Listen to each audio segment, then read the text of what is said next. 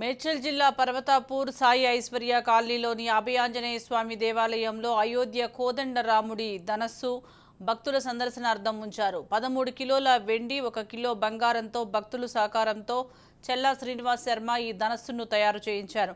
ఈ ధనస్సు ప్రముఖ పుణ్యక్షేత్రాలు దేవాలయాల్లో పూజలు అందుకుంటూ వచ్చే సంవత్సరం జనవరిలో అయోధ్య కోదండరాముడి చెంతకు చేర్చనున్నారు.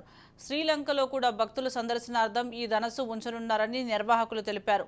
భక్తులు భక్తి పాటలతో కోలాటాలతో భక్తి పరవశంతో పూజలు చేస్తూ కోదండరాముడి ధనస్సును దర్శించుకుంటున్నారు. అయోధ్యలో భక్తుల కోసం నిత్యాన్నదానాన్ని కూడా చేస్తున్నట్లు చెల్లా శ్రీనివాస్ శర్మ తెలిపారు.